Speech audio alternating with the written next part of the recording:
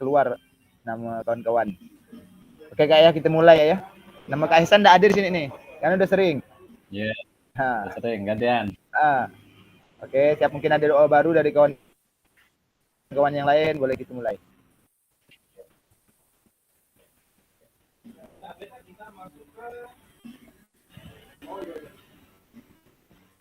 Wah.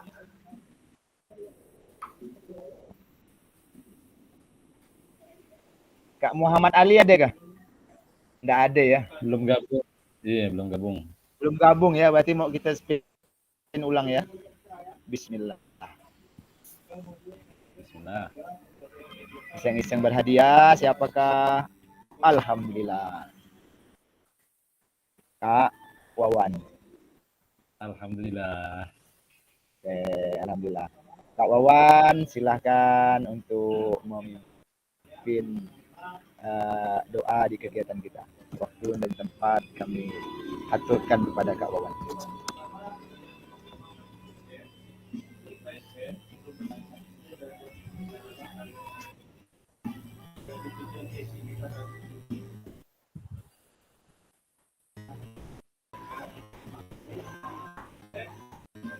Halo Kak Wawan.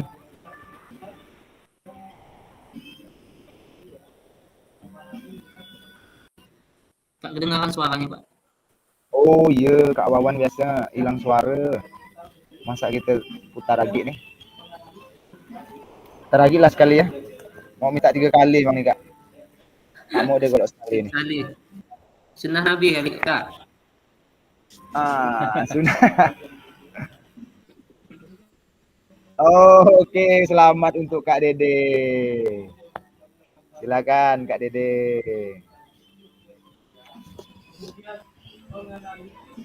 Ayo Kak Dede. Mainkan perannya Kak Dede.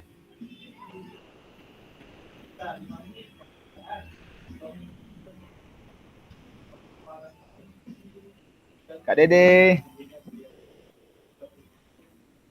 Kak Dede dipanggil dari tadi enggak nyaut nih, ada enggak orang ini?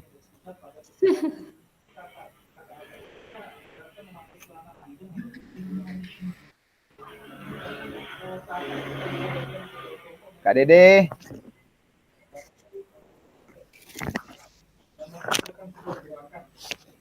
Nah, kalau enggak mau, enggak apalah Pak, saya mimpin Kak. Oke, siap Kak Solihin. Terima kasih. Silakan Kak Solihin. Ditunggu-tunggu deh tadi nih Kak Solihin. Untuk memulai acara pada siang hari ini, marilah kita berdoa menurut agama dan kepercayaan kita masing-masing. Semoga apa yang kita pelajari pada siang hari ini dan seterusnya mendapatkan ilmu yang barokah. Dan untuk agama Islam, izinkanlah untuk saya memimpinnya. A'udzubillahi minasyaitonirrajim. Bismillahirrahmanirrahim. Alhamdulillahirabbil alamin. Hamdan syakirin hamdan na'imin wa yukafi'u mazida. Ya Rabbana lakal hamdu kama yanbaghi li jalalika al-'azami sultanik. Allahumma shalli ala sayyidina Muhammad wa ali sayyidina Muhammad. Allahumma inna nas'aluka salamatan fid dini wa afiyatan fil jasadi wa ziyadatan fil ilmi wa barakatan fil rizqi wa taubatan qablal maut wa rahmatan indal maut wa maghfiratan qabla maut. Allahumma hawwin alaina fi sakaratil maut najatan minan nar wal afwa indal hisab. Rabbana la tuzigh qulubana ba'da idh hadaitana wa hab lana min ladunka rahmah innaka antal wahhab. Rabbana ighfir lana wa liwalidina wa li jami'il muslimin wal muslimat wal mu'minin wal mu'minat al ahya'i minhum wal amwat innaka ala kulli syai'in qadir. Rabbana atina fid dunya hasanah wa fil akhirati hasanah wa qina adzabannar. Allahumma ighfir lana dzunubana wa kaffir 'anna sayyi'atina wa tawaffana ma'al abrar ya aziz ya ghaffar ya rabbal alamin. Subhana rabbika rabbil izzati amma yasifun wa salamun 'alal mursalin walhamdulillahi rabbil alamin. Bi hurmatil Fatihah.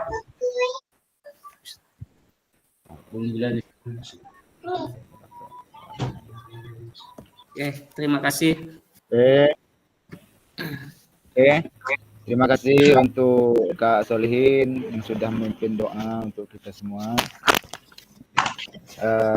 Selanjutnya kita langsung aja ke materi kakak-kakak ya. Jadi tujuan pada sesi ini yaitu kita memahami konsep pembelajaran PJOK yang berpusat kepada peserta didik. Yang kedua, memahami minat peserta didik sesuai karakteristik bidang jasmani, sosial, emosi, dan mental sesuai dengan usianya. Yang ketiga, menganalisis studi kasus kegiatan pembelajaran PJOK berdiferensiasi.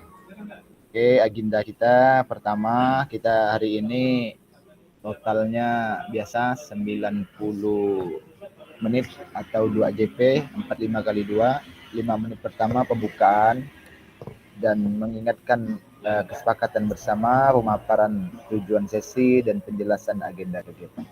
Di sini ada 3 aktivitas. 30 menit pertama kita role play atau bermain peran, yaitu pembelajaran yang berpusat kepada peserta didik. Yang kedua, aktivitas 2, menelaah sebagai macam karakteristik pengembangan peserta didik dari berbagai jenjang usia.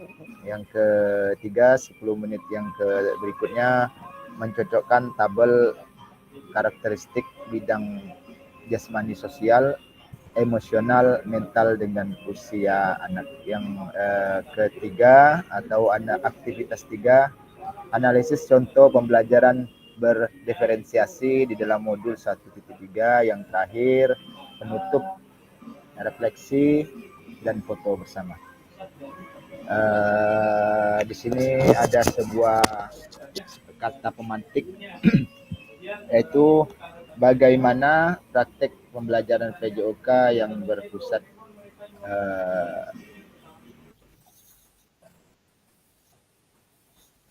pada peserta didik. Apa yang menandakannya? Mungkin ada pendapat atau pandangan dari kakak-kakak sekalian, boleh dipaparkan sebelum kita lebih jauh. Silahkan. Kalau kira-kira enggak ada, kita main spin wheel lagi. Tapi kalau ada yang mau raise hand, silahkan.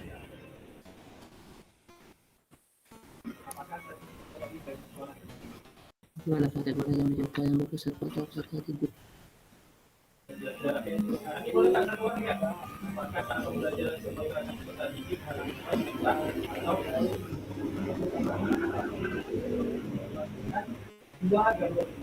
Apakah ada yang mau raise hand? Atau mungkin kawan-kawan agak canggung? Kalau canggung boleh kita spin wheel lagi. Spin wheel Kak ya? Kita mainkan lagi spin wheel kita ya. Mainkan spin wheel kita ya. Oke, siap. Dimulai.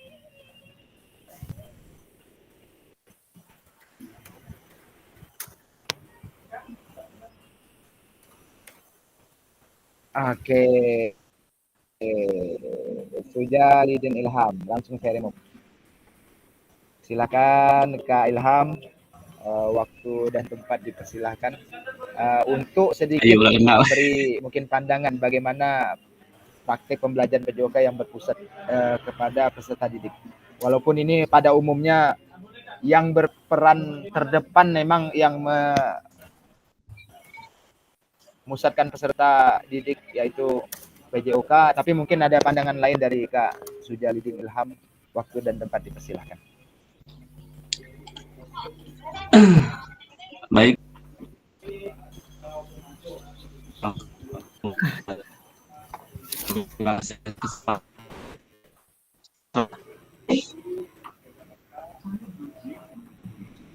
Jelas ya sih. Jelas.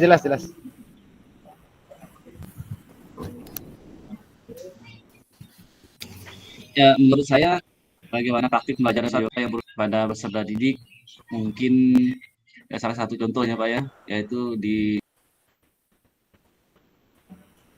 awal-awal pembelajaran, misalnya peserta didik itu disuruh Pak untuk membuat salah satu gerakan pemanasan sendiri, kemudian mempresentasikan di depan kelas atau di depan Aktivitas yang menarik, teman-teman yang lain, rancang kegiatan yang sesuai, membuat yang dikasih sendiri, kemudian mempresentasikan.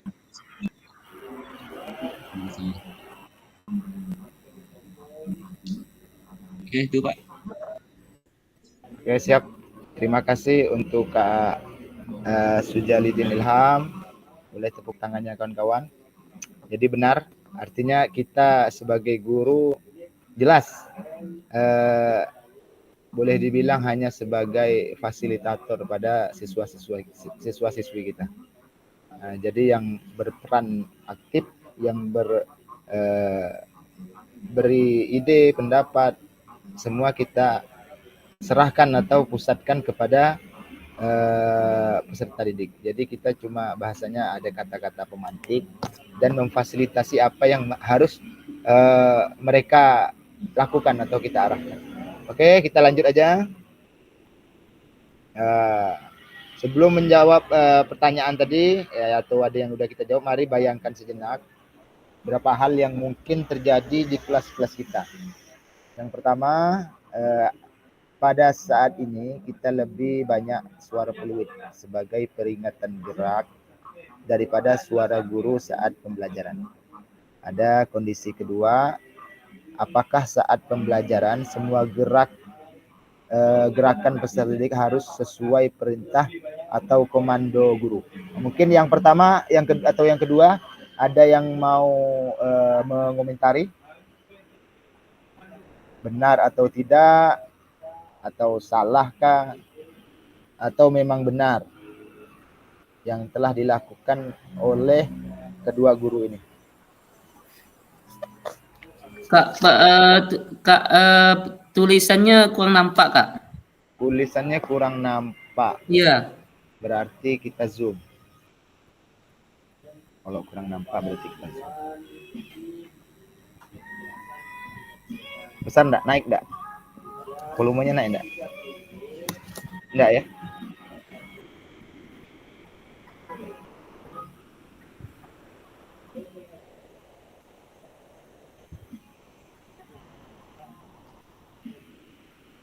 Nambah enggak? Apakah saat ini kita lebih banyak suara peluit sebagai perintah gerak daripada suara guru saat pembelajaran? Nah, ini tanda tanya ya. Jadi benar enggak kalau saat ini sebelum kita mempelajari PKG PJOK ini sedikit-sedikit fluid, yaitu pengarahan atau pemanggilan anak. Ini benarkah atau tidakkah gitu. Yang kedua, apakah saat pembelajaran semua gerakan peserta didik harus sesuai perintah atau komando guru? Nah, yang gambar pertama dan yang gambar kedua mungkin bisa jadi analisis kita untuk bersama untuk pembelajaran PJOK. Mungkin ada tanggapan dari kakak? Kalau mungkin Kak, yang pertama masalah peluit itu kan tergantung dari materi kita pembelajarannya. Kalau mungkin dalam permainan, misalnya dalam permainan sepak bola, mungkin itu bisa kita sering menggunakan peluit, ya kan? Tapi kalau dalam teknik kita pemanasan, itu kan kurang memakai peluit. Itu yang pertama. Yang kedua, yang tadi masalah apakah saat ini kita lebih banyak suara peluit sebagai perintah gerak daripada suara guru saat pembelajaran. Kalau masalah dalam prakteknya itu kan murid harus mengikuti perintah dari guru, Kak, ya kan? Nah, sesuai dengan arahan guru. Jadi misalnya dalam pemanasan, murid harus mendengarkan perintah dari guru. Mungkin hanya itu, Kak. Oke, terima kasih untuk Kak Solihin. Mungkin ada tanggapan lain dari kawan-kawan?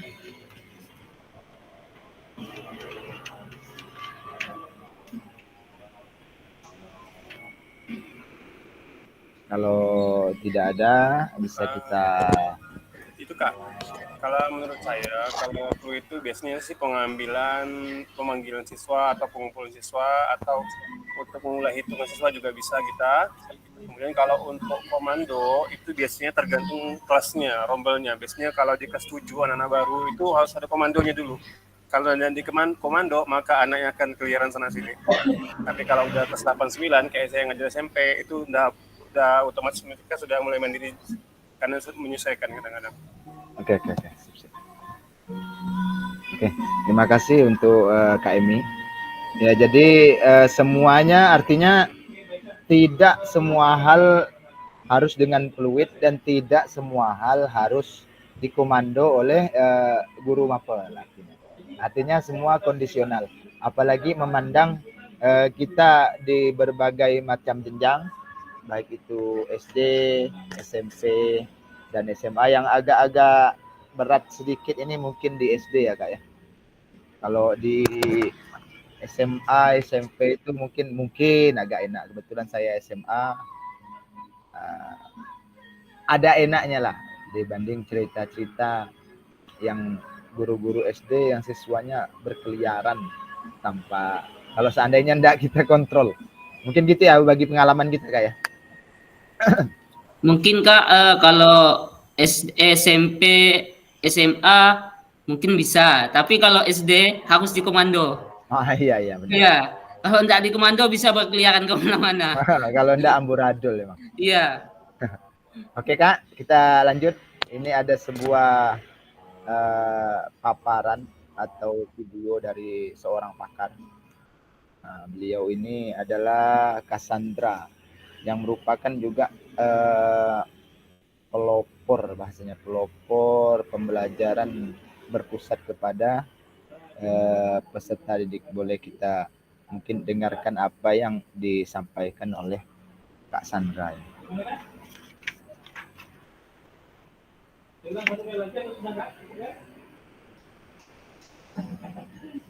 Saya coba perbesar. Biar kelihatan.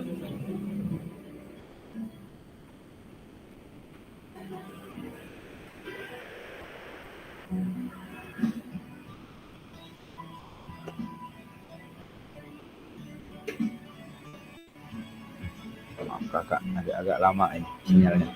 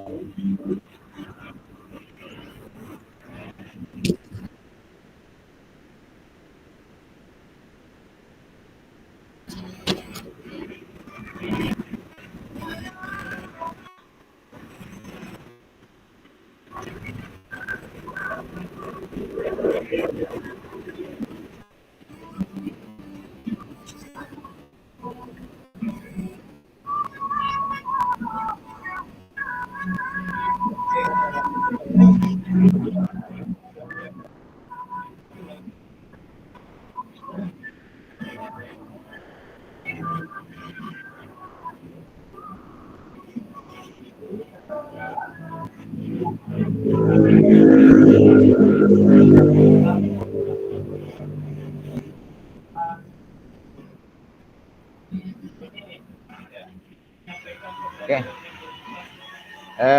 Kira-kira nih Kak, tidak ada tangkapan atau gambaran enggak dari apa yang disampaikan Kak Sandra? Atau perlu saya ulangi videonya?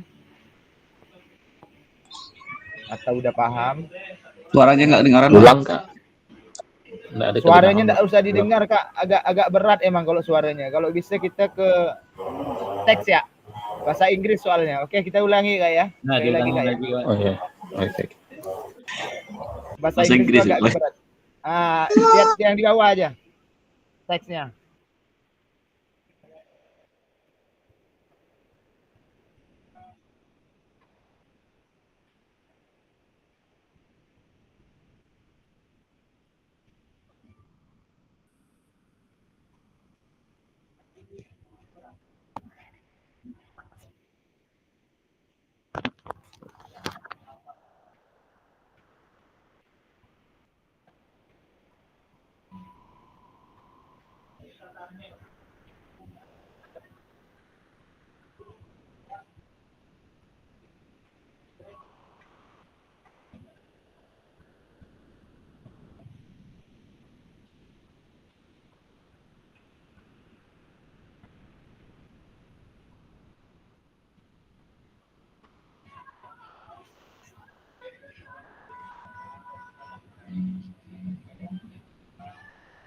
Oke, saya kira cukup Pak ya. Mungkin kalau kurang pemaparannya memang kurang jelas, mungkin sedikit bisa saya simpulkan lah. Kalau emang pemaparan video yang di atas itu, yang sebelumnya Kak Sandra itu salah satu seorang pendesain lah Kak ya, yang saya bilang tadi, pendesain pembelajaran yang berpusat kepada peserta didik. Beliau menyampaikan bahwa pembelajaran yang berpusat kepada peserta didik itu merupakan pembelajaran yang memberikan pengalaman yang luar biasa pada peserta didik. Tadi juga menjelaskan beliau bahwa ada banyak ada banyak hal yang peserta didik bisa dapatkan ketika sebagai guru mencoba memfasilitasi pembelajaran yang berpusat pada peserta didik.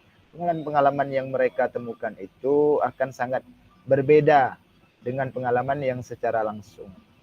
Karena memang di dalam pembelajaran berpusat peserta didik, mereka juga bisa mendesain pembelajaran berkolaborasi bersama guru dan mengkomunikasikan apa kebutuhan dan minat belajar mereka.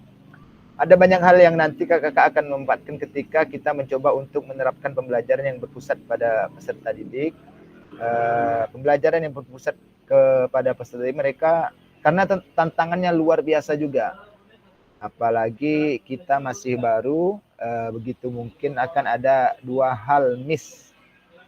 Tetapi ketika kita berani mencoba untuk melakukan pembelajaran yang berpusat kepada peserta didik, maka semakin hari akan semakin sempurna dalam mencoba. Tapi kakak-kakak dengan mencoba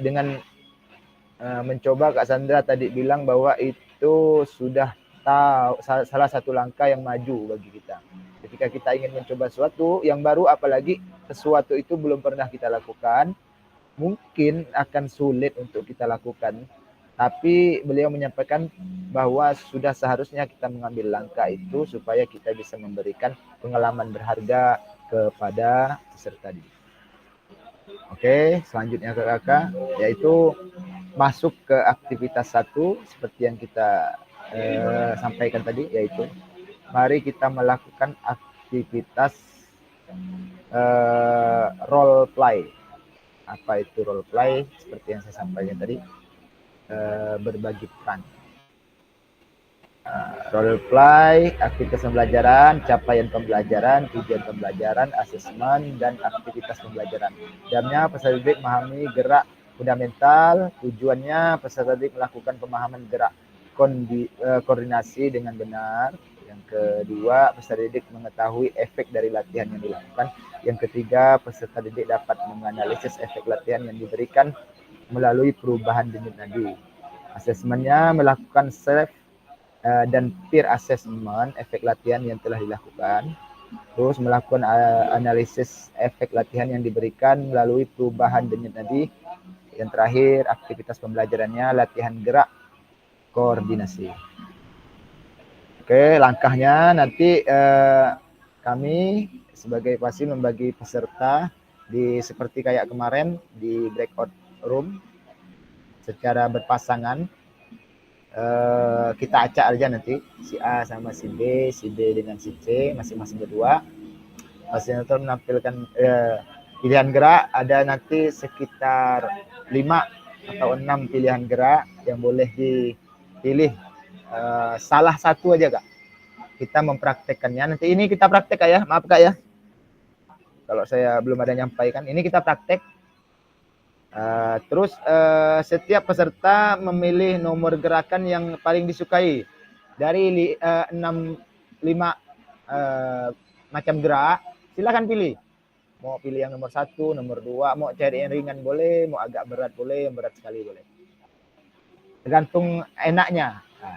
Jadi sebelum mempraktekkan gerakan, kita sebagai pelaku nanti menghitung dulu denyut nadi pada pendahuluan dalam waktu 10 detik.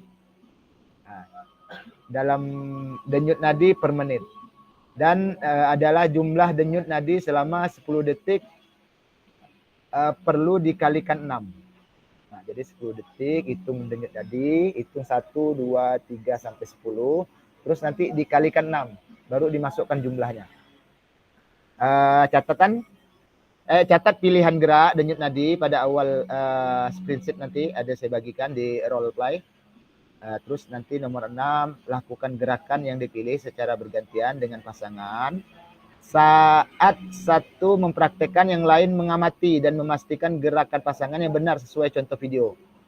Nah, yang nomor 7, peserta yang mempraktekkan kemudian menghitung denyut nadi akhir dan menuliskan di sprint sheet. Kemudian peserta yang melakukan secara bergantian yang dilakukan oleh peserta sebelumnya. Karena kita modelnya online tetap maya, jadi kita ngitung sendiri, tapi kita sampaikan ke teman kita, dia yang nulis gitu.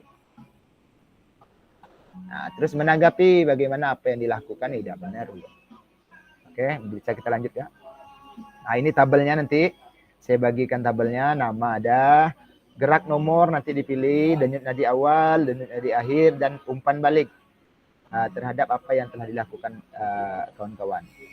Pilihan nomornya 1, gerakan kombinasi membungkuk dan menekuk. Yang kedua, jumping jack. Yang ketiga, lari di tempat. Yang keempat itu gerakan silang tangan atas bawah, menyentuh kaki. Yang kelima itu loncat di tempat. Nah, ini salah satu contoh di antara contoh gerakannya. Nanti saya mungkin bagi, kalau lengkap kita 12, berarti kita bagi 6 kelompok seharusnya. Tapi ini kayaknya ada yang tidak hadir 1. Jadi kita buat 5 kelompok aja. Jadi ada 1 kelompok yang lebih. Oke Kak ya. Mungkin kalau mau lihat videonya nanti bisa saya tekan. Biar enggak salah nanti melakukannya.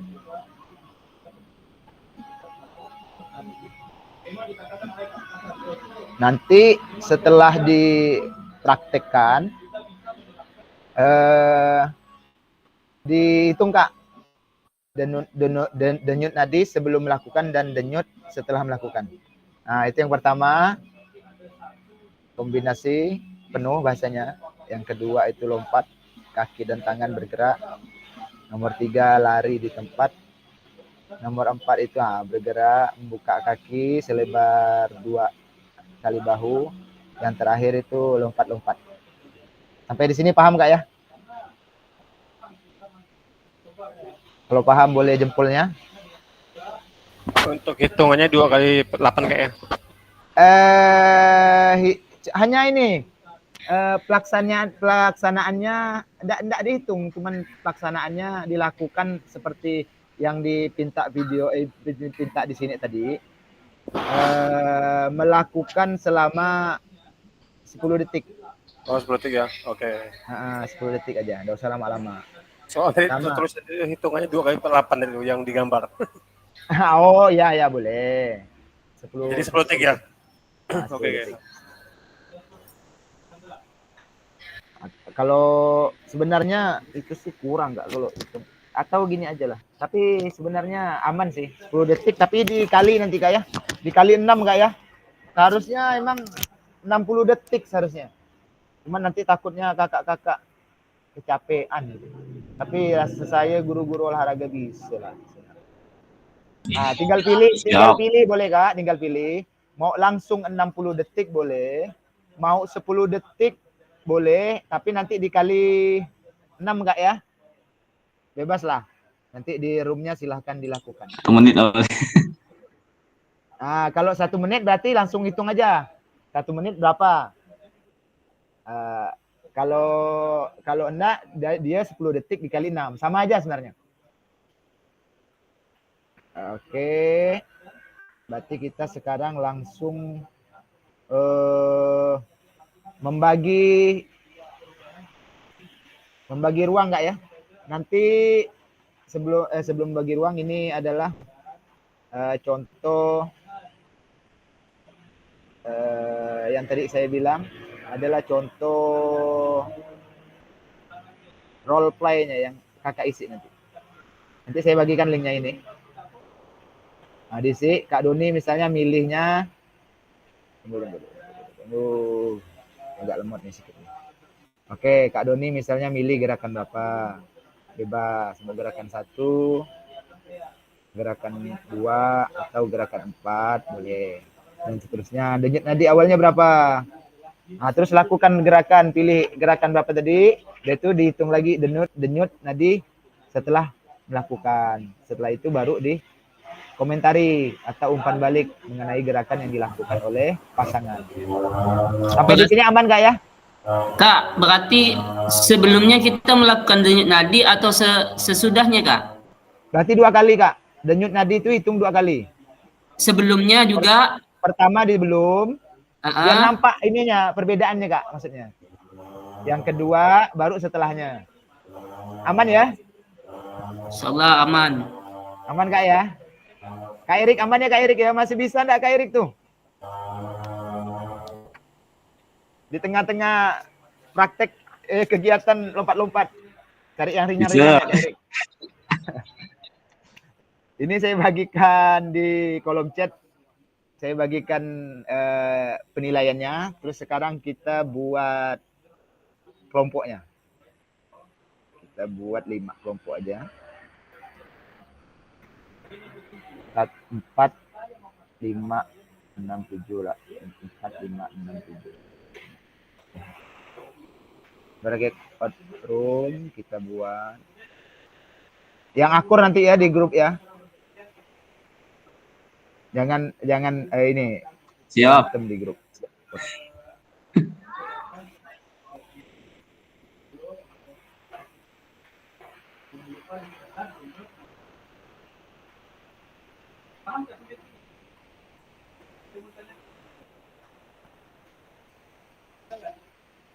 Kita buat 5 room, waktunya 15 menit cukup kali, Kak ya.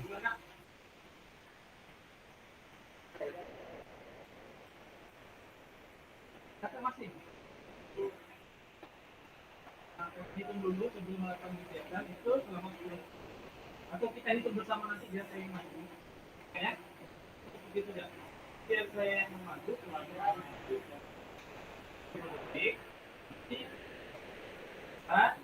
15 menit aja cukup ya. Itu pun lama kan tuh. Oke, 15 menit. Tapi kalau udah selesai saya tarik. Kita acak.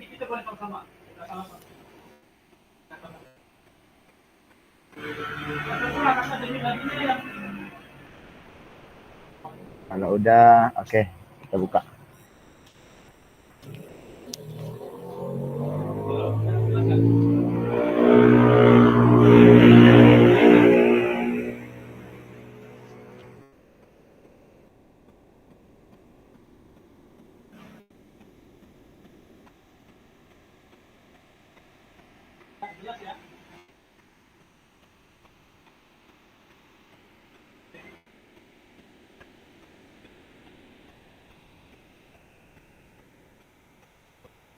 Yang lebih mudah deteksi lagi.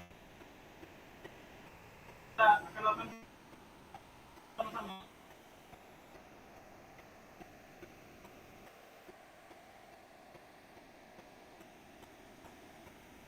Nah, 5. Ah, oke.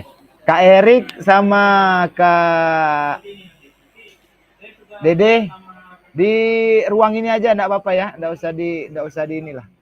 Enggak usah di grup lain. Bisa Kak ya?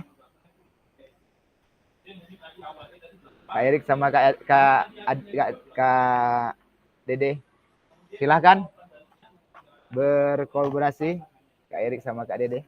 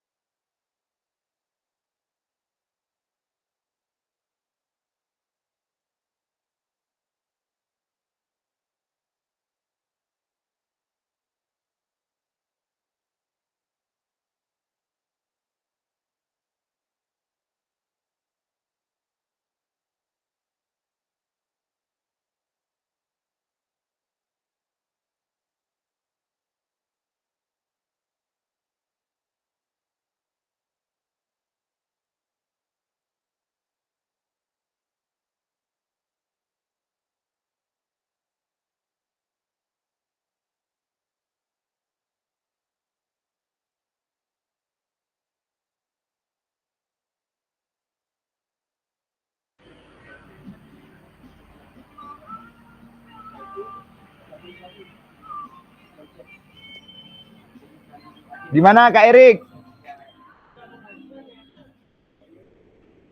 Halo Kak Erik. Kak Erik, Kak Ade gimana? Kak Dede gimana?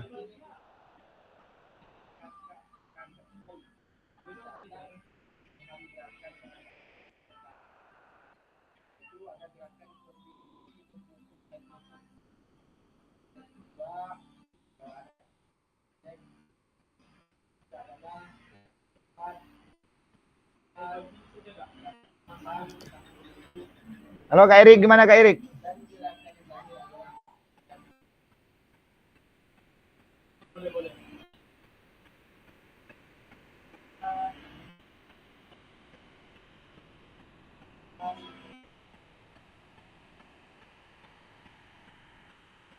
Nggak kedengaran.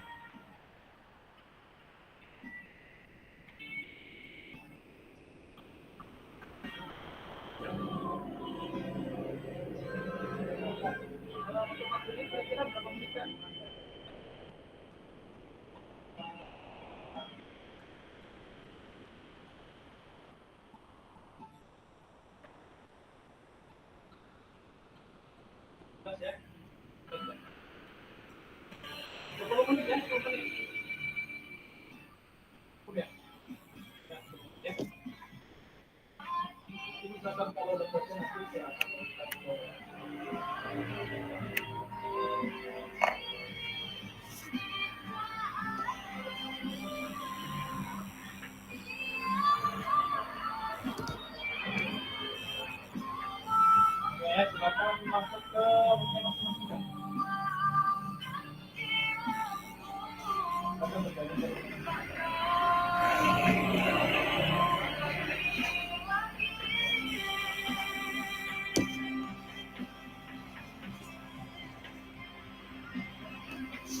Mas, ini kan awal kan denyut nadi ini kan 10 detik. Enggak.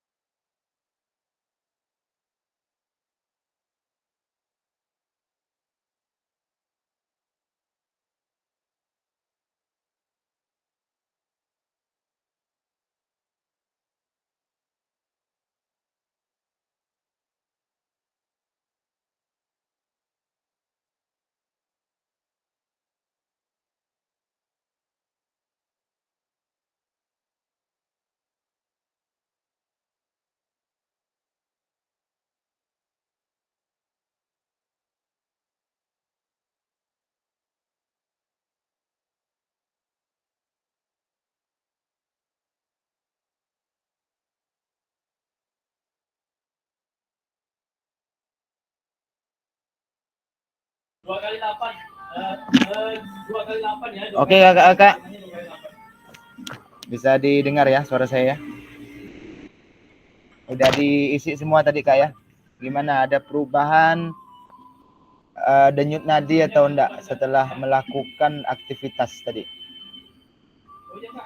Mungkin bisa berbagi dari apa yang udah ditulis di role player tadi. Boleh Kak Emi. Boleh Kak Emi, silahkan. Ya. Gimana, Oke, Kak Emi? terima kasih Kak. Baik. Tadi setelah kami melakukan aktivitas fisik, saya mengambil gambar di nomor 3, yaitu tentang lari di tempat. Setelah ini saya melakukannya selama 10 detik, itu terdapat 15 kali denyut nadi. Itu ketika saya tidak melakukan aktivitas. setelah saya melakukan aktivitas, ternyata denyut nadi saya bertambah menjadi 19 selama 10 detik. Jadi, halo, Halo, ya, dengar nggak? aman. Ya, dengar ya? Jadi setelah saya kalikan selama 1 menit, ternyata denyut nadi awal saya itu 90. Kemudian denyut nadi akhir saya setelah melakukan aktivitas itu menjadi 114, ada kenaikan. Kemudian setelah itu umpan balik atau gerakan dari Kak Wawan ke saya. Ini pada saat sebelum melakukan aktivitas lari di tempat, denyut nadi menunjukkan 90 kali per menit. Setelah melakukan aktivitas fisik lari di tempat, maka terjadi kenaikan denyut yang sangat signifikan. Ini berarti bahwa tubuh kita apabila melakukan aktivitas fisik, maka terjadi pembakaran kalori di dalam tubuh, sehingga memicu seluruh metabolisme tubuh kita beraktivitas. Dan ini menandakan bahwa tubuh kita sehat. Itu berdasarkan dari umpan balik dari Pak Wawan, Kak Wawan ke saya. Siap. Oke, terima kasih Kak. Oke, berarti kalau artinya kalau Kak Emi balasnya Kak Wawan ya. Boleh Kak Wawan menyampaikan? Oh, Kak Wawan tidak melakukan Wawannya tadi. bisa. Kak Wawan tidak bisa katanya. Laptopnya tidak bisa ini. Jadi saya yang ngomongin ini. Oke. Umpan balik ini. Ya. Oke. Jadi sip. kami tadi ngomong video via WA saja, soalnya nggak WA, bisa ini dia. Oke, sip. Ya. Mantap. Ini yang umpan balik dari Kak Wawan. Oke. Kita lanjut aja ya Kak ya. Kita lanjut ke materi berikutnya. Terima kasih telah melakukan kegiatan tadi. Pada dasarnya setiap kegiatan ada ukuran standarnya Kak, SCL-nya. Tapi dan ada juga batasan usianya Kak sebenarnya. Oke, lanjut aja. Kita ke materi berikutnya. Kak, maaf Kak, mau tanya Kak. Siap. Gimana Kak? Kalau kata Kakak tadi kan untuk yang batas usia. Iya. Ya, kalau batas usia, maaf kalau yang lebih di atas umur 40, 30, itu berapa standarnya Kak? Kalau saya kan umur saya kan masih 36. Kalau di atas yang standar saya untuk saya gitu kan, itu kan semua fisik itu kan berbeda. Jadi standar setiap umurnya itu berapa Kak? Oke, dia sebenarnya denyut nadi nomor berbeda-beda tergantung usia Kak ya. Iya. Misalnya katakan kita di usia antara anak-anak juga lain Kak ya, nanti ada hitungannya. Orang dewasa itu 60 sampai 100 denyut per menit. 60 sampai 100. Nah, mudah-mudahan kita tidak salah hitung tadi. Kalau anak-anak dari umur 11 tahun sampai 17 tahun itu kurang lebih sama 60 sampai 100. Anak yang lebih kecil atau balita 6 sampai 7 tahun, anak belum sekolah itu 75 sampai 118 Kak. Jadi makin muda itu denyut nadinya makin laju. Bayi itu lebih-lebih lagi 100 sampai 205 itu Kak kalau bayi. Oke. Mungkin itu saja Kak. Siap. Untuk penghitungan denyut nadi tadi. Hitung nadi akhir, catat apakah semua sudah bergantian melakukan gerak dan observasi, katakanlah sudah tadi, mungkin dengan kesibukan kawan lain-lain. Mari melakukan umpan balik, sudah kita lakukan, dan mengenai gerakan yang dilakukan oleh pasangannya di sprint sheet yang telah disediakan. Oke, yang selanjutnya bagaimana cara kita melihat apakah latihan yang dilakukan sudah benar. Yang kedua, apakah efek yang kakak-kakak rasakan dari latihan yang telah dilakukan. Yang ketiga, efek tersebut mengindikasi apa. Yang keempat, menurut kakak-kakak apa yang mempengaruhi denyut nadi Bapak Ibu sebelum dan setelah latihan. Terima kasih telah melakukan role play. Mari kita analisis bersama proses pelajaran. Menurut Bapak Ibu, apakah aktivitas yang dilakukan cukup menggambarkan pembelajaran PJOK yang berpusat kepada peserta didik? Nah, mengapa? Nah, jadi maksudnya tadi dengan apa yang udah kita lakukan, seandainya andai kata saya sebagai guru dan kakak-kakak sebagai peserta didik, apakah yang kita lakukan tadi sudah menggambarkan pembelajaran yang berpusat kepada peserta didik. Jadi maksudnya mereka bergantian. Ini kan tadi kebetulan kita tatap maya, jadi kita tidak megang langsung tangannya.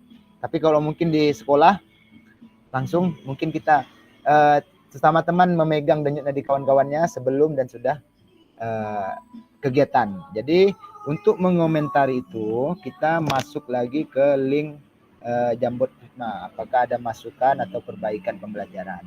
Link Jambot Fitmanya nanti saya bagikan lewat grup kolom chat aja. Boleh diisi di kolom chat.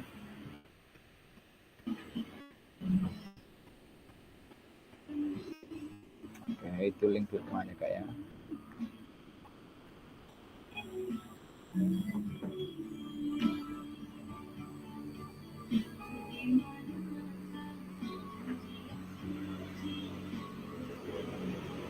Udah nampil Kak ya? Kalau udah nampil boleh dikomentari di link Figma-nya. Di sini udah masuk Kak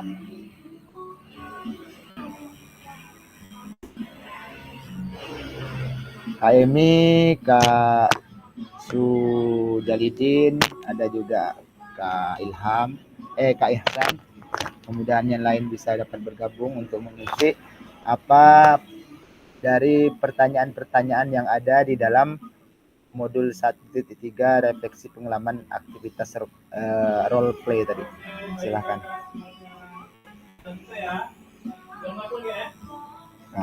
Langsung saya lihatkan saja apa yang sedang kakak-kakak lakukan di Figma.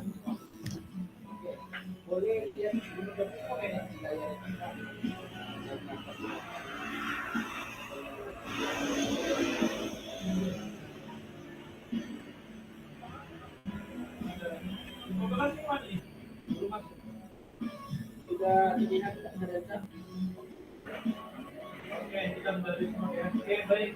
Nah, sekarang kakak silakan masuk ke kolom chat. Klik link yang saya kirim.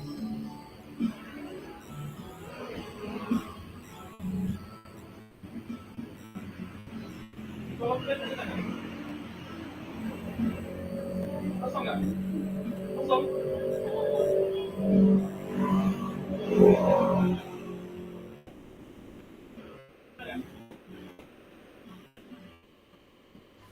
Pertanyaannya mana Kak? Pertanyaan ada di atas nih Kak, yang warna biru Kak. Oh, Menurut ini ya. Bapak Ibu, apakah aktivitas yang dilakukan cukup menggambarkan pembelajaran PJOK yang berpusat pada didik? Yang kedua, apakah ada masukan untuk perbaikan pembelajaran? Yang ketiga ini adalah tuliskan pesan guru dan peserta didik dalam aktivitas yang telah dilakukan. Nah, di masing-masingnya ada kotak, ada 3 kotak Kak ya.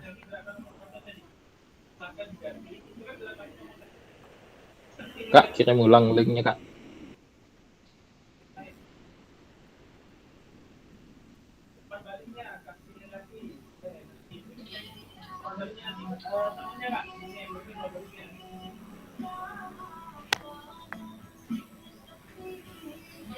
Ya, pertama kali.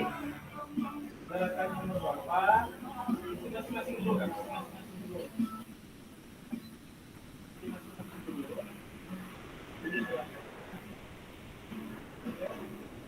Kelihatan juga.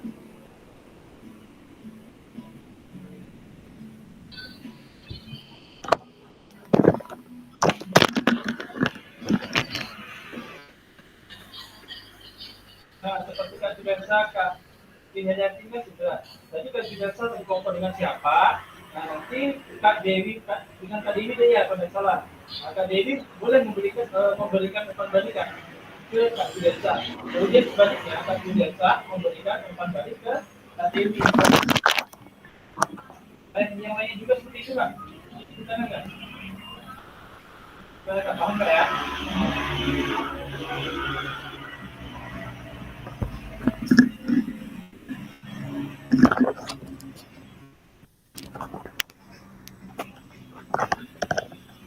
Nggak bisa ya? Oke. Ini yang lain. Yang lain bisa nggak? Yang lain bisa. Yang lainnya juga bisa. Berarti kalau yang lainnya bisa berarti bisa semua nih Kak. Harusnya. Tuh, Bawaslu juga bisa juga. Kita sama Kak Sereka, Pak Farul. Silakan. Makin besar ya kira.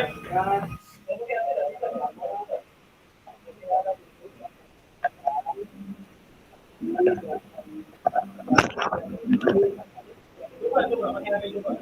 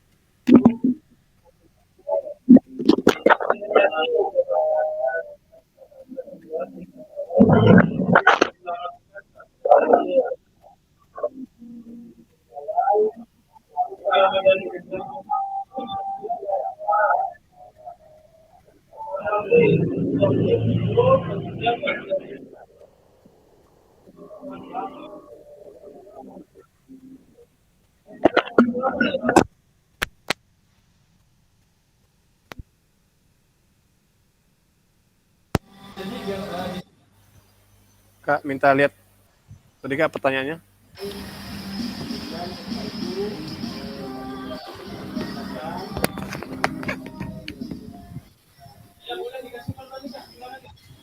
Kak, ini di mana ini? Saya pun nggak ngerti yang isinya, Kak.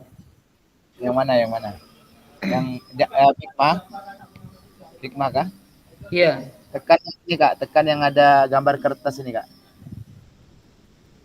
Nah, tekan yang gambar kertas. Tapi udah masuk kan? Kakak udah masuk ke sini kan? Iya. Nah, tekan yang gambar kertas, tekan sekali. Terus pilih di mana yang mau dijawab dulu. Yang nomor 1 kah, nomor 2 kah, atau nomor 3 kah?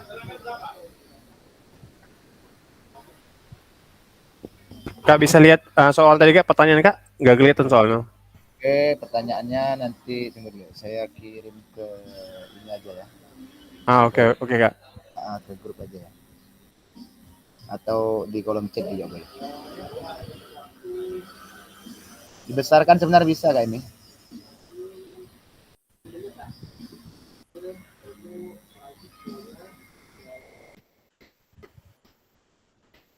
Pertanyaan yang pertama.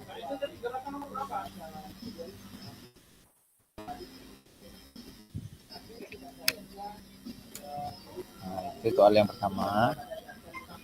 Yang pojok kiri atas. Pojok kiri atas, terus ini yang pojok kiri bawah.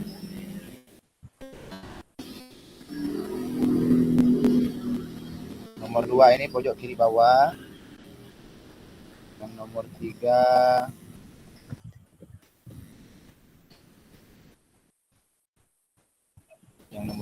ini kanan sendiri.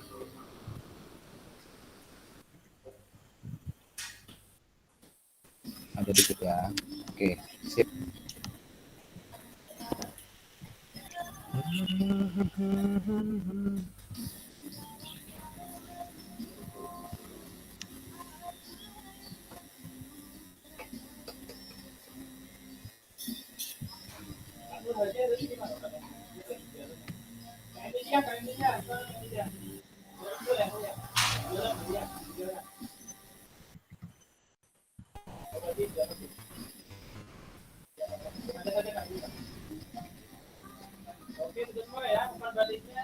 Oke, gerakan kaki, gerakan tangan.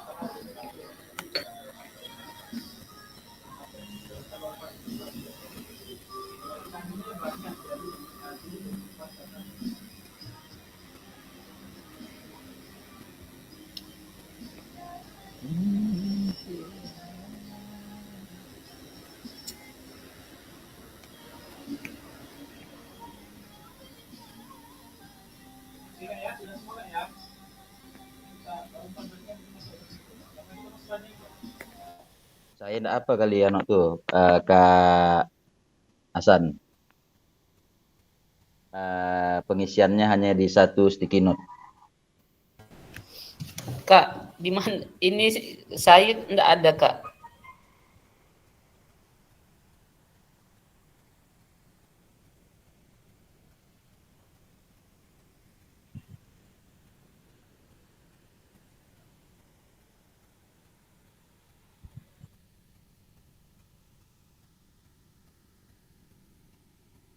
Mana Kak Hasannya?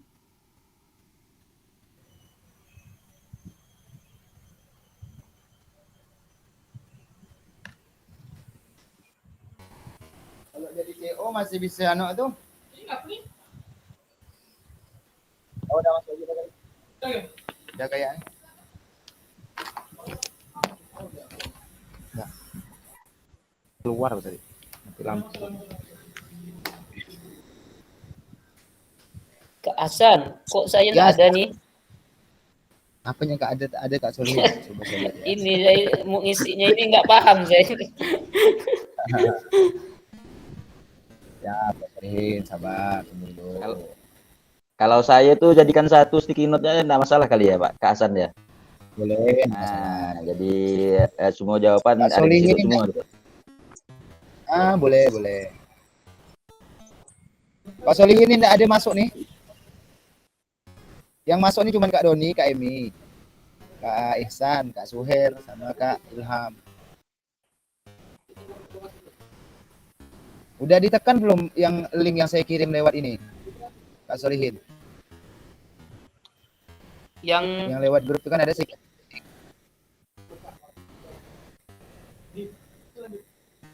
Di grup kan ada kirim link di grup. ya, yang tadi awal tuh, Kak. Grup ini Figma. Link Figma. Link Figma di chat ini di pojok kanan bawah.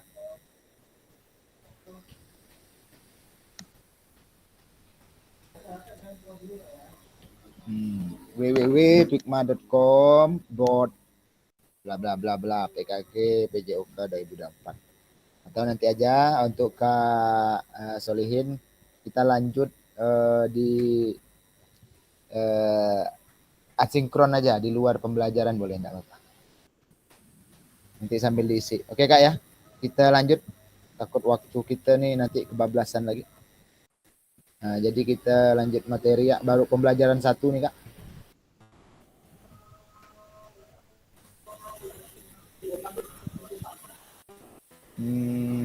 Oke.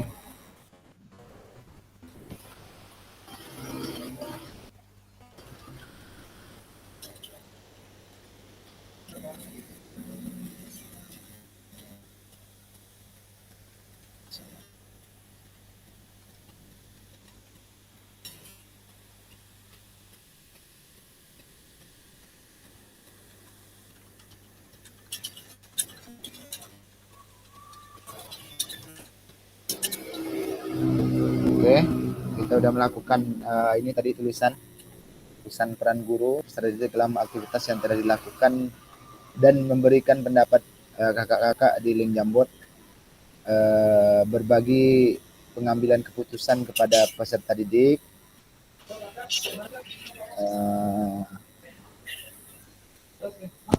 Oke. Selanjutnya ini ada video Kak Sandra lagi, kita skip aja. Jadi di sini memaparkan SCL. SCL itu Student Center Learning.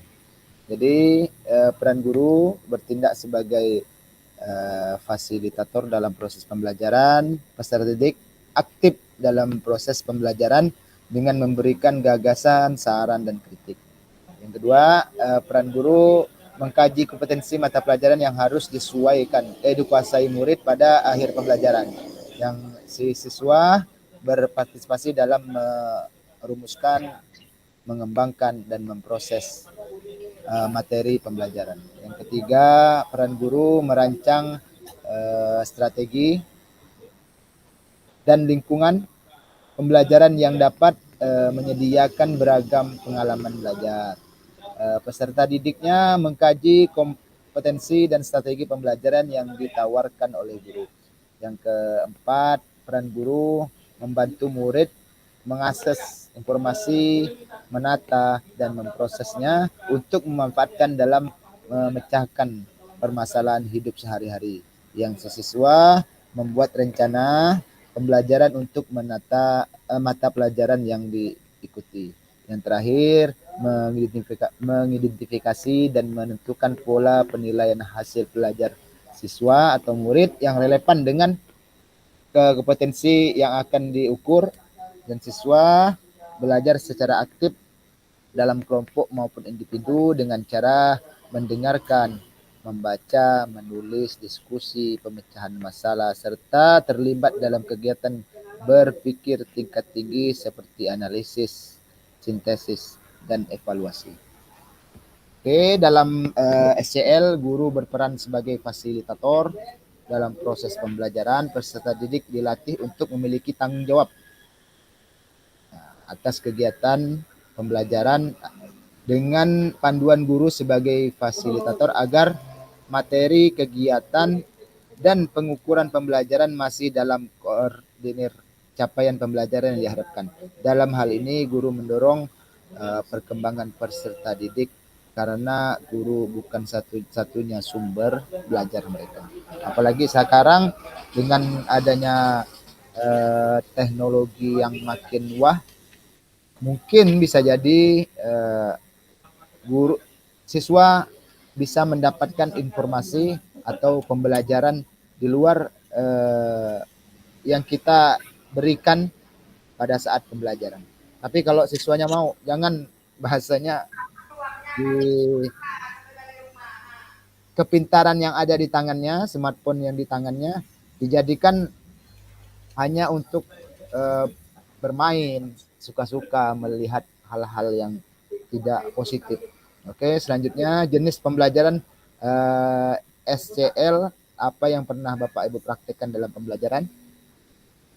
Di antara jenis-jenis pembelajaran SCL ada small group discussion, role play and simulation, discovery learning, self-direct learning, cooperation learning, contextual learning, problem based learning, collaborative learning, dan yang terakhir yang ke-9 project based learning. Tapi pada umumnya SCL itu bertumpu kepada dua dalam pelajaran PJOK.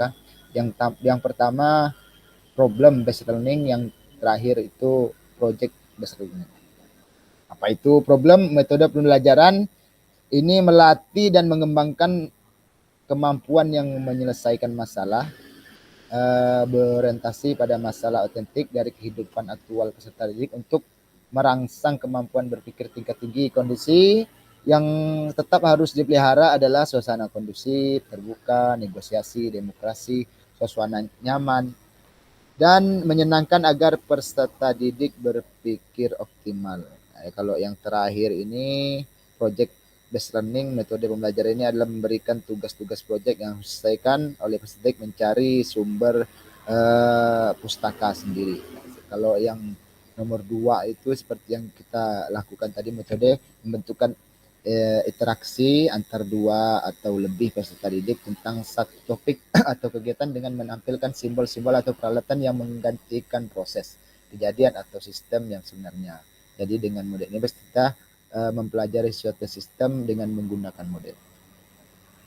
Dari 7 atau 9 SCL ini mana yang kira-kira sering Bapak Ibu praktekkan dalam pembelajaran? Mungkin ada tanggapan dari kakak-kakak. Kalau ada boleh mengangkat tangannya. Karena ini kita baru di slide ke-27, kita ada masih sekitar belasan slide kalau tidak salah.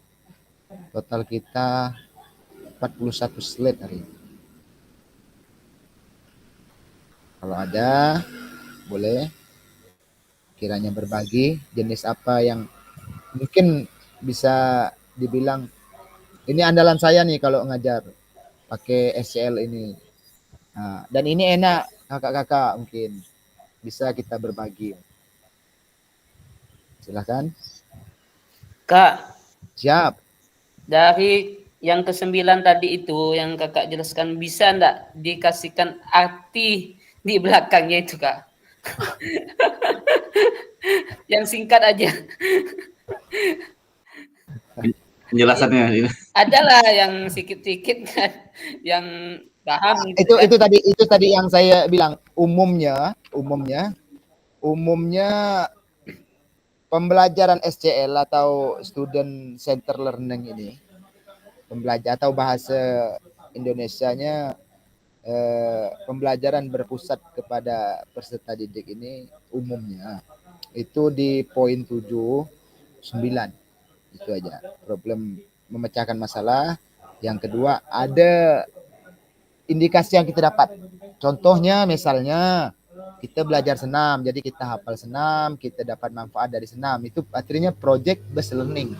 Kalau problem based learning, kita punya masalah, kita pecahkan.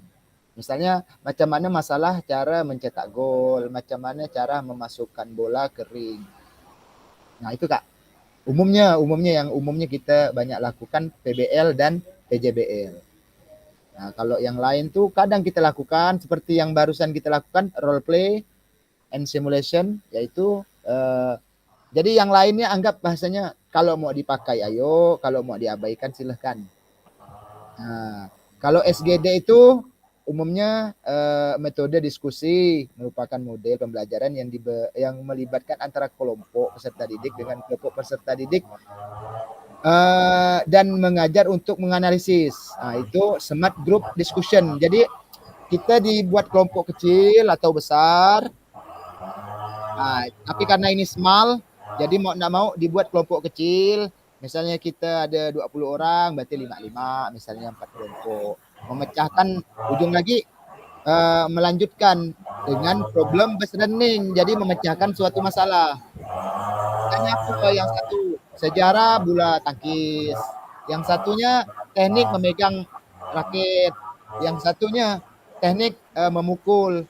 Atau yang terakhir atau yang lain misalnya teknik servis. Itu pemecahan problem based learning. Dengan metode awal digabungkan dengan metode-metode yang ada. Nah, mungkin kakak-kakak ada yang mau ditanyakan lagi atau harus dipaparkan satu-satu atau kira-kira yang kita perlukan ya. Nah itu yang saya anakkan ini. Nah, tanyakan tadi. Atau kalau kira-kiranya ada yang menonjol di kelas kita biasa pakai apa sih? Itulah tadi saya bilang, umumnya kita pakai yang small biasa, role kadang-kadang. Yang sering sih itu emang project sama problem, pemecahan masalah dan hasil dari kegiatan kita misalnya. Kayak senam tadi, dapat senamnya role depan awalnya kita tidak tahu jadi tahu. Oke kakak-kakak, sampai di sini gimana? Jenis apa yang kira-kira jadi andalan kita pada saat ngajar yang berpusat kepada peserta didik atau student center learning? Ini sebenarnya nih Kak, maaf nih, bukan nggak kita macam iya Kak ya. Barang ini sebenarnya udah kita lakukan semua. di sekolah. Apa yang ditulis dari 9 ini benarnya sudah kita lakukan, cuman bahasanya aja yang kadang-kadang kita dibuat Kurang mengerti buka. ah Rasa inilah kalau prakteknya mungkin udah dilakukan. sudah hari-hari kita lakukan. Ya, sehari-hari. Cuman bahasanya ini kadang-kadang karena bahasa baru kan. Itu yang saya bilang di awal tadi. Mungkin untuk berdiferensiasi itu olahraga lah yang bahasanya yang telah dari dulu mengedepankan siswa di atas pembelajarannya. Karena memang kita ngajar orang supaya langsung mempraktekkan, tidak cuma ngomong gitu, Bah. Olahraga, kimia itu umumnya langsung mempraktekkan. Ada juga sih yang kimia tidak mempraktekkan. Tapi umumnya olahraga yang harus yang langsung berdiferensiasi. Nah, jadi kita diajar bulu tangkis, megang raket benar anak-anak siswa itu, langsung mempraktekkan gimana servis. Kalau bola kita benar-benar diajar cara menendang kaki bagian dalam, kita diajar bagaimana cara menendang bagian luar, menahan bola dengan dada, menahan bola dengan kaki, lutut dan seterusnya. Mungkin sudah kita lakukan semua dalam pembelajaran PJOK. Tapi yang membuat kita agak risih itu kadang-kadang, maaf Kak ya, bahasa-bahasa yang baru ini. Oke lah Kak ya, kita lanjut aja Kak ya, nanti berbaginya mungkin bisa lain kali. Saya takut waktu kita enggak cukup nih Kak, kalau membahas ini panjang nih Kak. Oke Kak ya, kita lanjut ya Kak ya. Oke Kak Gilang silahkan. Kak Gilang, Terima kasih Hasan. Itulah tadi betul kata Kak Hasan tuh tadi, pembahasannya sebenarnya sepertinya kawan-kawan itu memakai semua, tapi emang betul yang dari pembahasan tadi itu yang sering kita pakai kan nomor 7 itu PBL sama PJBL gitu. Ya. Iya siap. Betul kata Kak Hasan. Itu tadi tak sengaja terpencet sebenarnya saya tadi. Tapi nggak apa-apa Pak. Pesan, saya nunggu-nunggu kawan-kawan kakak-kakak nih mau ngomong, jadi tak ada saya ya gitu Pak. Jadi gile-gile ngomong gitu. Betul. Oke siap Pak. Maaf. Tadi terpencet. Aman-aman Kak, aman-aman. Emang Kak, kalau guru olahraga nih enaknya langsung praktek gitu. Ya. Kalau teori ini masih kurang lah. Umum lah Kak, emang kita kadang-kadang buat emang enak tuh kok langsung terjun ke lapangan gitu. Kalau untuk megang buku, baca, mungkin dia kalau ada pun Kak, dari beberapa, saya kebetulan kemarin pas di pendidikan ada beberapa orang emang dia suka baca, suka nelaah dari materi-materi gini, dia paham betul apa yang disampaikan fasilitator. Setelah diulik-ulik, emang dia bahasanya sebenarnya orang bahasa, anak bahasa yang tidak selesai, tahu-tahu pindah olahraga. Anak kimia dulunya tiba-tiba pindah olahraga. Ada makan mungkin dia orang pesantren, mencari peluang karena olahraga di semua bidang, ada SD, SMP, SMA, SMK, MAN, MTS, MI dan seterusnya, SLB itu masuk semua emang olahraga. Terus milihlah pelajaran PJOK. Oke, dari paparan yang ada kita boleh lanjutlah Kak ya. Karena takutnya waktu kita nih tidak cukup, materi masih agak banyak sih Kak ya. Oke Kak ya, boleh jempolnya sedikit atau tepuk tangannya.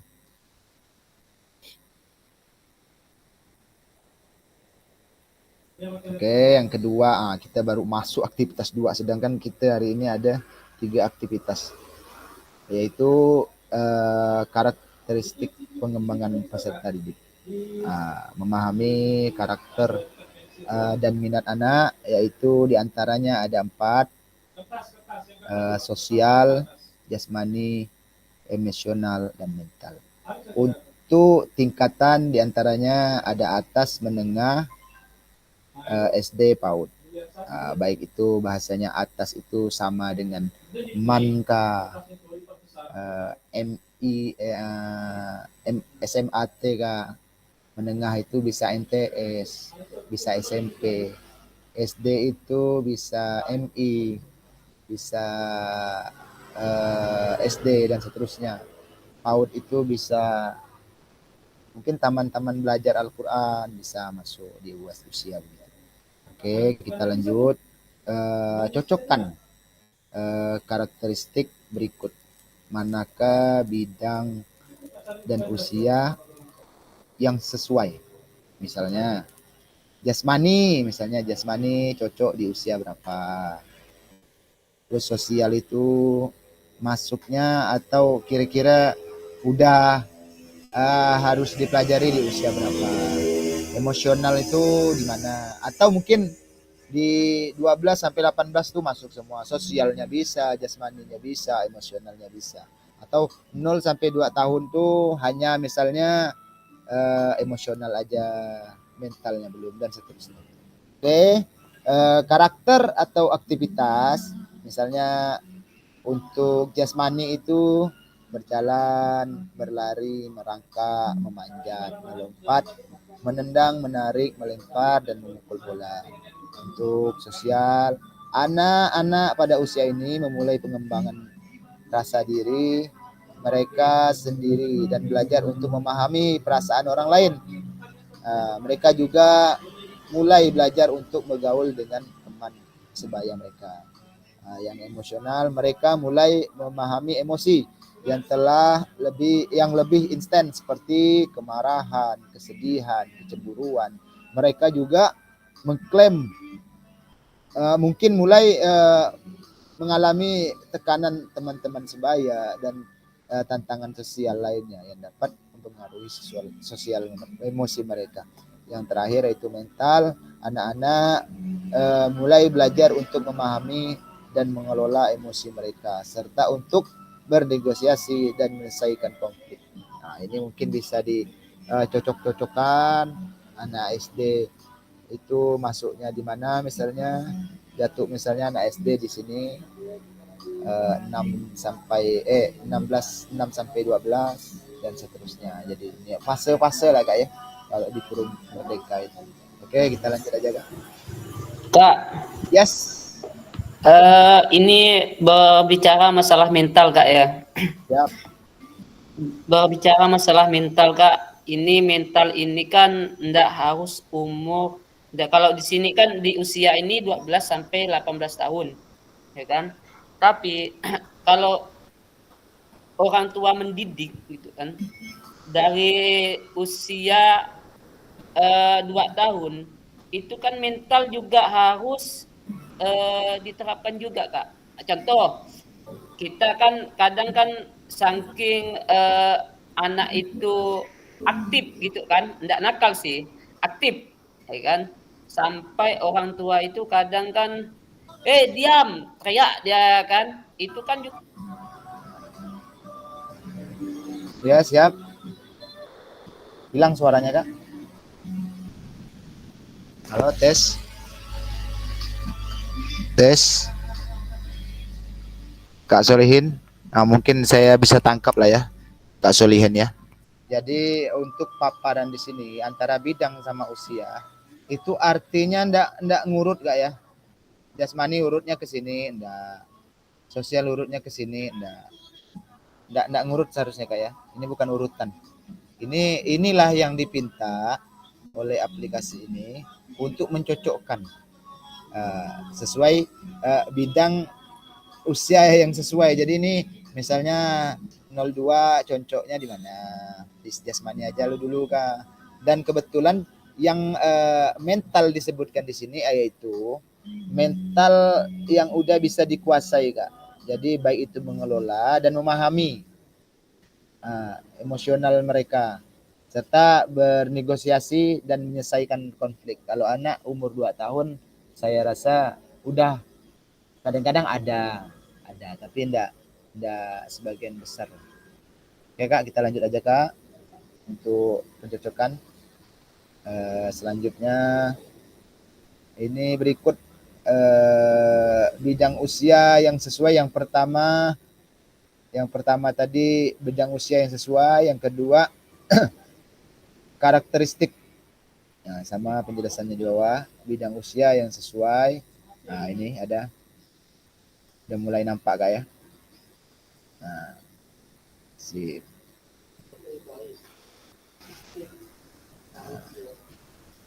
6-12 itu Kak. 6-12 itu bisa di emosional dan mental dan seterusnya. Oke, kita lanjut. Mari diskusikan apa pentingnya guru mengetahui karakteristik peserta didik. Nah, yang kedua, bagaimana cara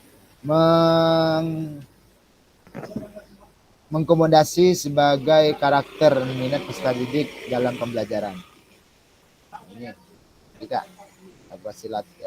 apa pentingnya guru mengetahui peserta didik. Student Center Learning atau SCL mengisyaratkan guru hendak mempertimbangkan karakteristik peserta didik dalam menyusun program pembelajaran yang berpusat kepada peserta didik. Jadi bahasanya kita ndak asal belajar, ndak asal masukkan pembelajaran, karena kurikulum mereka kita ndak harus terima bersih bahasanya, terima bersih dengan buku, tapi kita bisa memilah dan memilih mapel yang memang sesuai pada daerah kita.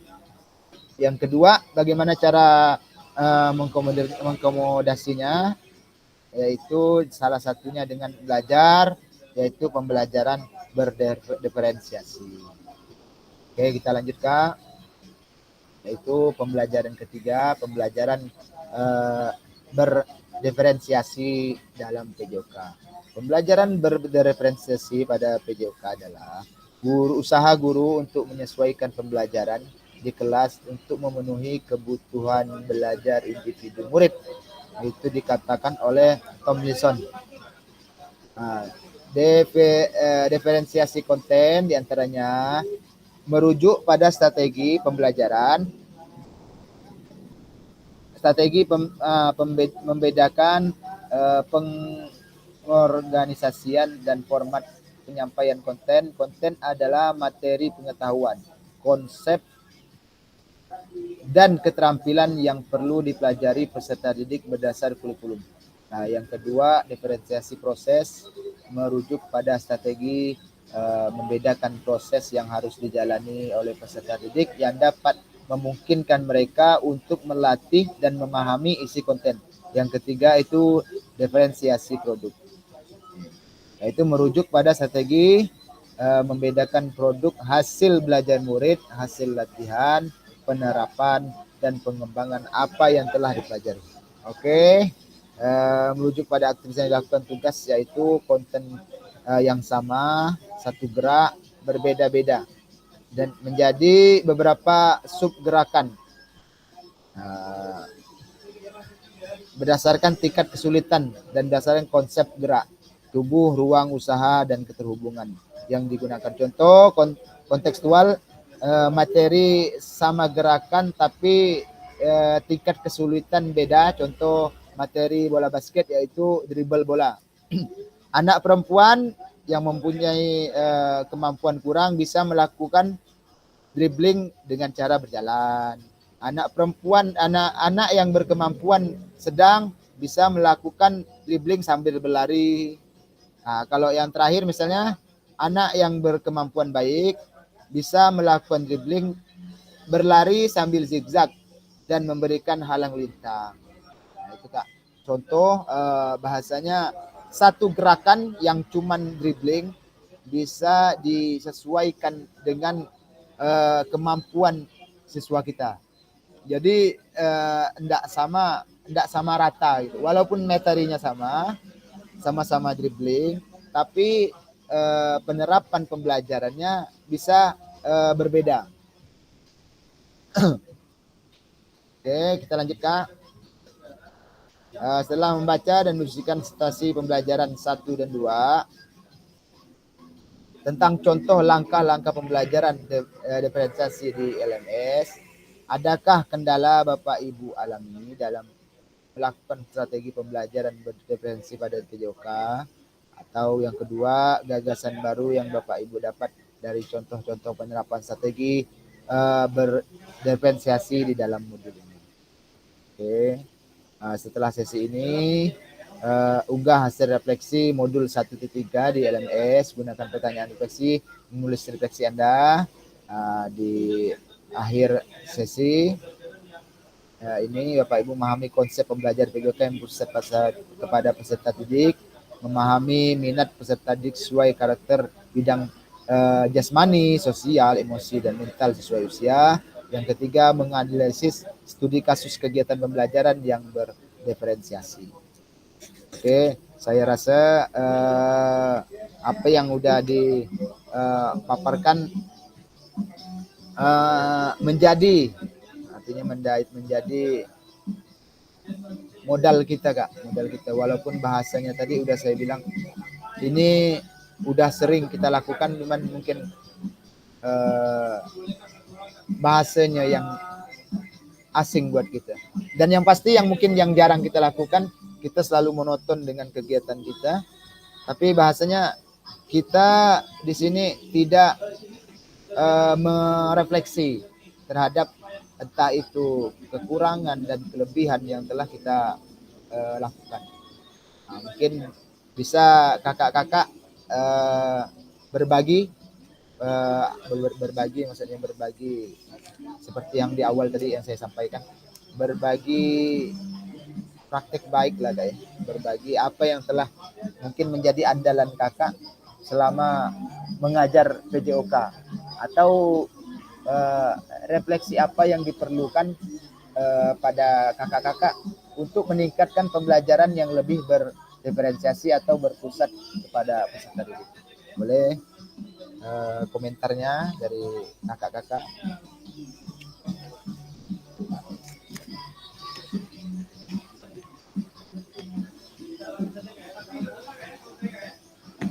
Kalau seandainya tidak ada, mungkin saya bisa pakai cara yang di awal nih, Kak. Kita putar-putar nih biar mau berbicara. Atau tunjuk aja, Kak, ya. Tunjuk aja. Ya, gimana Kak Solihin? Ya, enggak, tadi terputus karena tadi saya bagi laptop wifi kita waktunya udah habis. Jadi tadi terputus. Oh iya Kak, iya enggak apa-apa. Jadi yang terkait bahasa ini tadi ya, pengelompokan mental usia. Boleh Kak berbagi, Kak Solihin. Silakan disampaikan lagi lanjutannya. Mungkin enggak terpuaskan Kak Solihin, silakan. Lanjutannya saya masih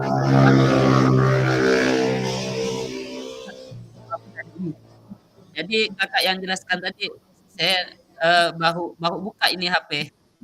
Tadi pakai laptop. Lanjut.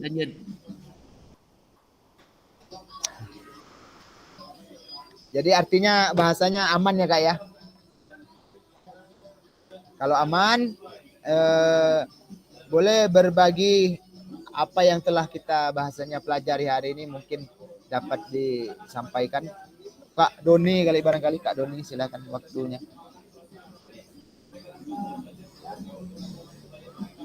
Kak Doni ada, Kak Doni.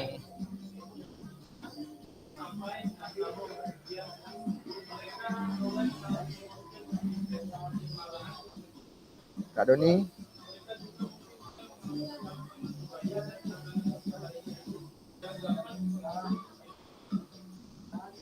Gimana Kak?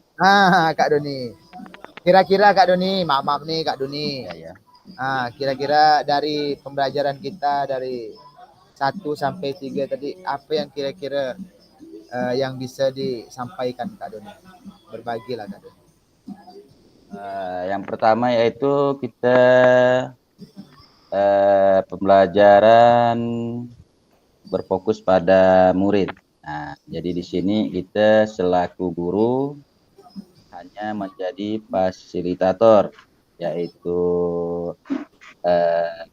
baik dari segi sarana prasarana, memberikan saran, pendapat. Nanti yang melaksanakan semua tertuju kepada siswa, baik dari awal mulai sampai proses inti dan kesimpulan hasil dari kegiatan tersebut. Nah, kalau untuk saya di situ ya sih. Oke. Terima kasih Kak Doni. Nah, mungkin yang pembelajaran 2 bisa kali Kak Ehsan. Boleh berbagi Kak Ehsan. Yang 1 boleh, yang 2 boleh, yang 3 boleh. Kalau mau diambil semua juga boleh Kak Ehsan berbagi. Kau.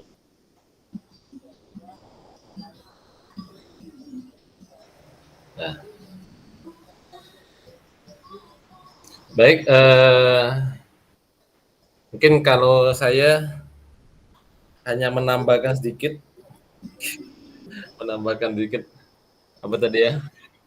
Bukan yang berdiferensiasi, yang di atasnya diferensiasi nomor 2 itu apa ya? Tadi Pak. Ya Kak Ehsan. Yang nomor 2 tadi gimana Kak? Yang kedua itu pembelajaran aktivitas 2 kita itu pengembangan karakteristik pengembangan peserta didik.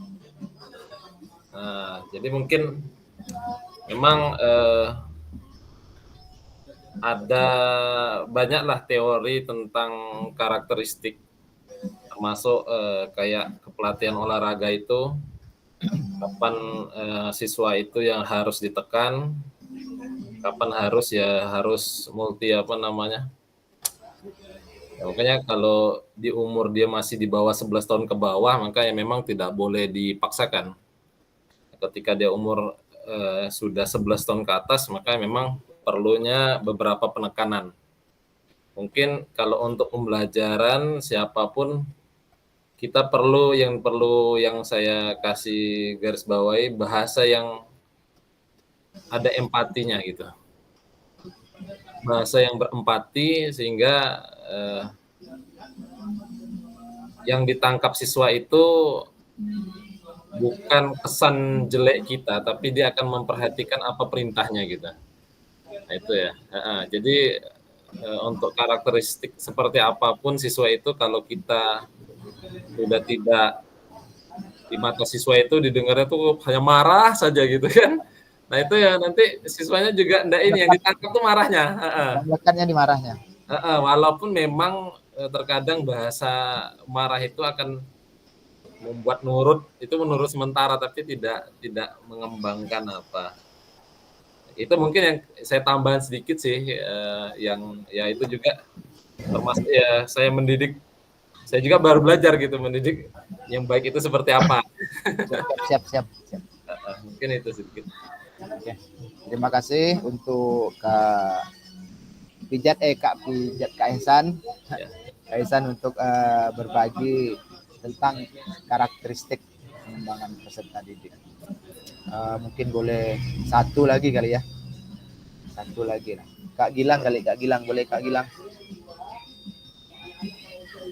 Oke, siap. Terima kasih Kak Hasan atas waktunya. Agak sedikit tawa saya karena nama Kak Ehsan tuh pijat urut. Oke. Ya, mungkin pada awalnya saya ngajar itu kan, ya awalnya itu kita maunya anak didik itu sesuai dengan apa yang kita mau pada saat kita pembelajaran sama ini. Waktu saya pertama kali ngajar di tahun 2015. Ya beda antara kita kuliah, waktu dulu kuliah diajar dosen ya, sama pada saat terjun ke lapangan. Ternyata pengalaman itu emang sangat penting. Ya awalnya saya guru itu pengen ditakutin ya, biar anak itu nurut sama kita. Ternyata itu tidak pengaruh bagus juga bagi anak didik. Justru banyak anak-anak itu bukan takut tapi benci dengan kita. Nah, jadi setelah melalui proses yang panjang ngajar itu, ternyata ya kita harus tahu karakter siswa itu gimana. Beda-beda siswa itu. Kita ingat pepatah bahwa rambut sama hitam tapi hati tidak ada yang tahu. Nah, jadi sama juga dengan anak-anak. Terkadang mereka itu butuh perhatian kita, gimana cara kita ngajar. Metode-metode yang selama ini dari tahun ke tahun itu biasanya saya agak sedikit berubah-ubah, Pak. Biasanya ada yang cocok dengan anak ini, ada yang tidak cocok biasanya pada saat pembelajaran. Ya itu yang saya rasakan, Pak. Makanya dengan kurikulum Merdeka ini saya agak sedikit suka dengan metodenya, yaitu bagaimana sih kita mengajar anak-anak, yaitu sesuai dengan apa tingkat kemampuan anak-anak di saat pembelajaran. Tidak semuanya kita sarana prasarana itu ada semua, Pak. Masing-masing sekolah mungkin berbeda. Gitu. Jadi untuk pembelajaran diferensiasi berpusat pada peserta didik ini, ya saya sedikit agak ya setuju gitu, maksudnya dalam pembelajaran selama ini yang kita pelajari tingkat emosi anak, kemampuan anak, karakteristik anak itu kita harus mengikuti sejaman-jamannya ini lah, Pak. Lagi zaman-zaman anak-anak sekarang ini kan ya untuk masalah ilmu saya rasa mungkin mereka bisa carinya dimanapun gitu. Ya itu dari saya aja, Pak, mungkin dari pemahaman saya selama ini. Terima kasih. Oke, terima kasih untuk Kak Gilang, sangat super sekali ya Kak Gilang ini, bahasanya bisa dibilang berwibawa. Sama-sama kita artinya meningkatkan cara pandang, cara belajar kita, cara mengajar kita, dan bagaimana kita bisa bahasanya disenangi siswa. Tapi jangan sampai kesenangan itu malah membuat momok buat kita, Kak. Kadang-kadang anak-anak kalau merasa terlalu dekat agak-agak dalam tanda kutip kurang ajar ya. Kadang-kadang. Nah, itu kita juga agak jaga-jaga, bahasanya jaga-jaga jarak, jangan juga terlalu disenangi, dan jangan sampai kita dibenci, bahasanya Kak Ihsan tadi ya. Nah, tapi jangan juga terlalu disenangi. Takutnya anak-anak bahasa Melayu itu kurang ajar. Nah, ada yang kadang-kadang gitu, Kak. Dia merasa kita nih humble, enak, senyum bawaannya, jadi mereka merasa oh bapak ini baik nih. Nah, itu yang kadang-kadang. Pernah kejadian kan dulu, Kak.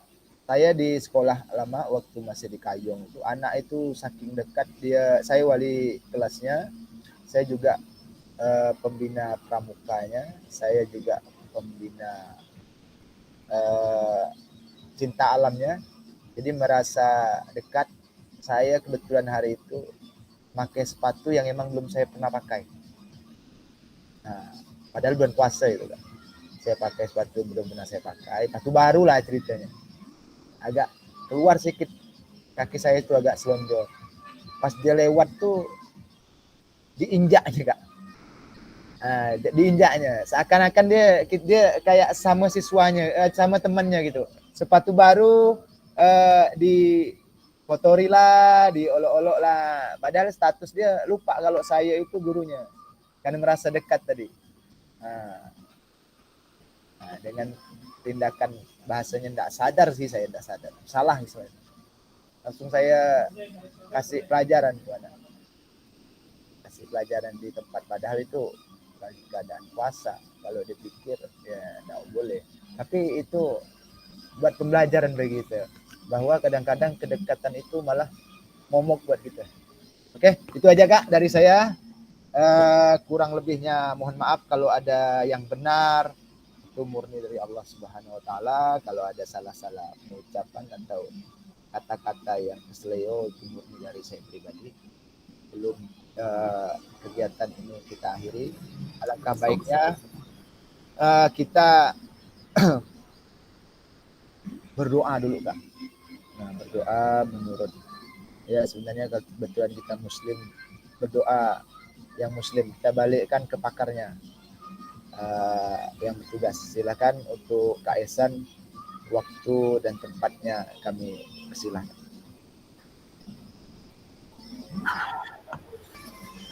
Baik, Bapak sekalian, sebelum mengakhiri kegiatan kita pada sore hari ini, insya Allah ini muslim semua, insya Allah ya. Insya Allah. Nah, marilah kita berdoa kepada Tuhan Yang Maha Esa. Perkenankan saya yang memimpinnya. Bismillahirrahmanirrahim. Alhamdulillahirabbil alamin. Allahumma shalli ala Muhammad wa ala ali Muhammad. Bismillahirrahmanirrahim. Bismillahirrahmanirrahim. La yadurru ma asmihi syai'un fil ardi wa la fis sama'i wa huwas samiul alim. La haula wa la quwata illa billahil aliyyil azim. Ya Allah, kami pada sore hari ini berkumpul dalam rangka mengembangkan kompetensi kami yang nantinya akan kami gunakan untuk mendidik, mencerdaskan generasi-generasi bangsa.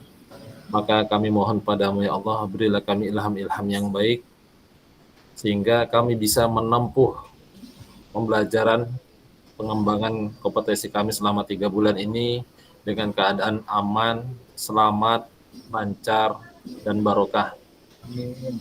Berilah kami banyak-banyak pertolongan-Mu sehingga dalam kami menetapi kegiatan kami ini, kami diberi banyak kemudahan, kami diberi banyak pertolongan, dan apa yang kami dapatkan bisa berbarokah, berguna bagi agama, keluarga, nusa, dan bangsa. Rabbana atina fid dunya hasanah wa fil akhirati hasanah wa qina adzabannar. Allahumma shalli ala Muhammad wa ala ali Muhammad. Alhamdulillahirabbil alamin. Assalamualaikum warahmatullahi wabarakatuh. Waalaikumsalam warahmatullahi Waalaikumsalam wabarakatuh. warahmatullahi wabarakatuh. Oke, boleh semuanya kita nyalakan videonya. Kita foto-foto sedikit. Oke. Siapa yang siap untuk berfoto? Memoto? Kak Doni boleh? Kak Doni ya, di screenshot Kak Doni ya. Minta tolong ya Kak Doni ya. Sip. Gaya bebas aja dulu. Dihitung Kak Doni.